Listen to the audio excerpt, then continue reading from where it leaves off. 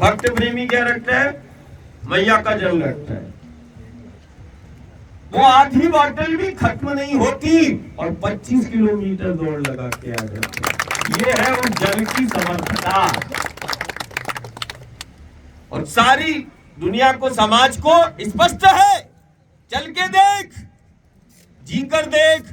यदि सत्य को देखना है, तुम्हें ज्ञानी को भी बोलता, उस ज्ञानी को भी बोलता, एक दिन नहीं, जितना समय तेरी इच्छा है उतने समय इस पथ पर चलना।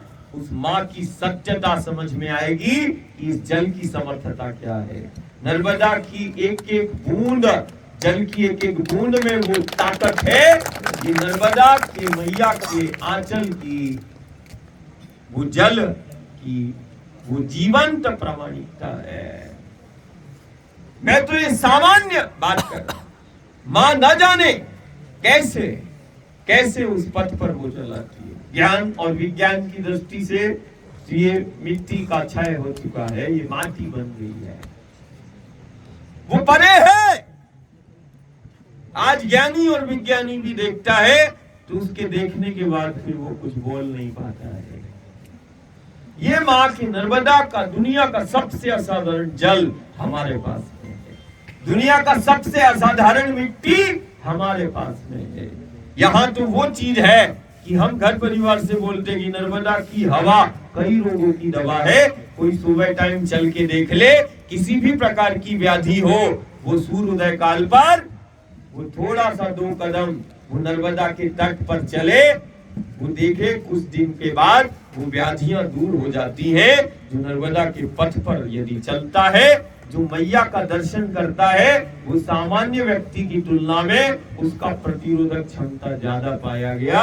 जो नर्मदा के तट पर बैठता है और जो नर्मदा के पथ पर चलता है, वो सामान्य व्यक्ति की तुलना में उसका प्रतिरक्षात्मक तंत्र वो सामान्य व्यक्ति की तुलना में उसका ज्यादा सुदृढ़ होगा। इसी प्रकार का जो माँ के साथ चला और जो माँ के साथ बैठता है, वो कभी भी तनाव और निराशा में नहीं रहता। इसकी जीवंत प्रामाणिकता है और युग साक्षी है। जो माँ के साथ चला है और जो माँ के साथ बैठा है, सबसे बेहतर जीवन उसी ने जिया है और दुनिया को उसी ने दिया भी है, जिया भी है। यदि हम सबसे बेहतर जीवन को जीना चाहते हैं और सबसे बेहतर यदि हम अपने घर परिवार, कुल, कुटुंब को, समाज को देना चाहते हैं, तो वो माँ के साथ ही संभव है। ये गुरु और गोविंद भी उसका साक्षी है। हर युग सदी में वो माँ के साथ रहा, हर युग सदी में वो माँ के साथ ही चला है और हर युग सदी में वो माँ ही कारण बनी है उसके आने का। और आज भी गांव नगर में बैठने का कारण वो माँ ही बनी है।